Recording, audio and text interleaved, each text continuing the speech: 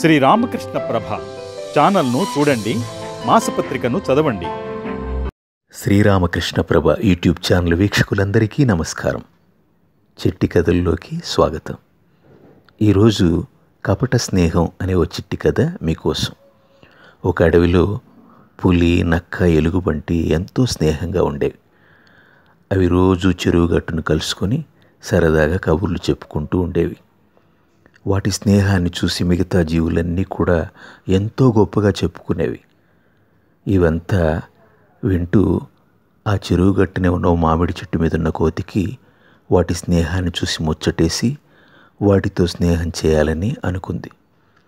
ఓ రోజు బుట్ట నిండా మామిడి పళ్ళు నింపుకొని పులి, నక్క, ఎలుగుబంటి దగ్గరికి వచ్చి వాటికిస్తూ, మీరు ఎంతో మంచి స్నేహితులు, మీ స్నేహాన్ని చూసి నాకు ఎంతో ఆనందం వేసింది, నేను కూడా మీతో స్నేహం చేయాలనుకుంటున్నానని మనసులోని మాట చెప్పింది.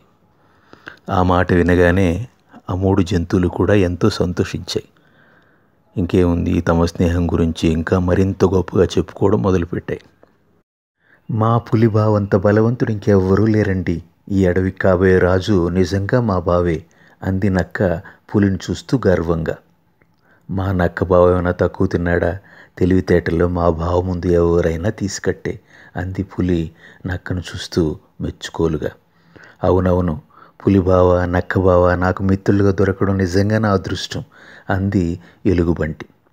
ఓ ఎలుగుబంటి బావా, నీలాంటి అంతగాడు మిత్రుడిగా దొరకడం నిజంగా మా అదృష్టం అయ్యా అన్నాయి పులి, నక్క పొంగిపోతూ.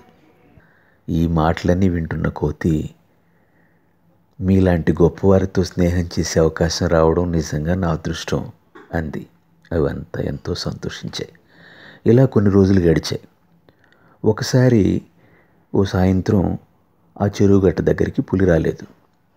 అప్పుడు నక్క ఎలుగుబంటితో ఇలా అంటుంది, ఈ అడవికి సింహం తర్వాత తనే రాజు అనుకుని తెగ పోజులు కొడుతుందయ్యా పులి.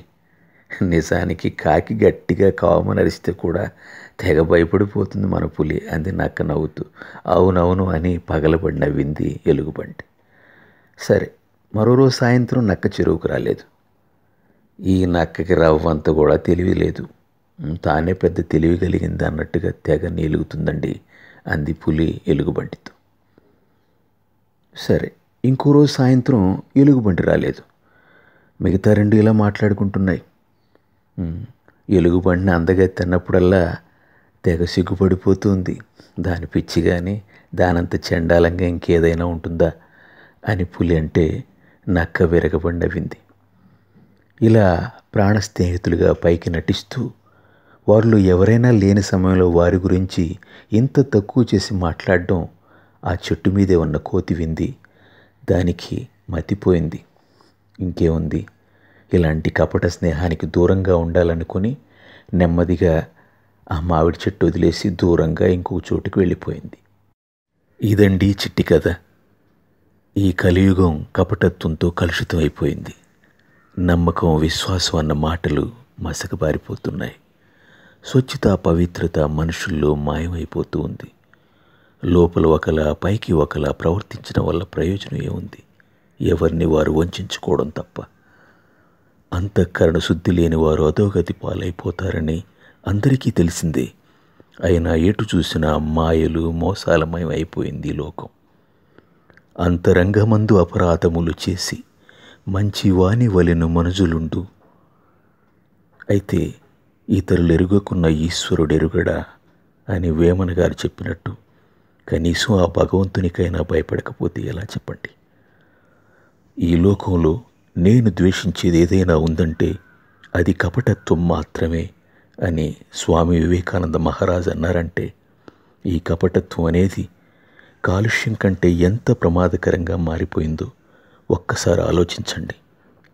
కాబట్టి ఈ కపట స్నేహాలు, కపట ప్రేమల్ని కట్టిపడేసి స్వచ్ఛమైన, పవిత్రమైన హృదయాలతో సమాజంలో జీవిద్దాం.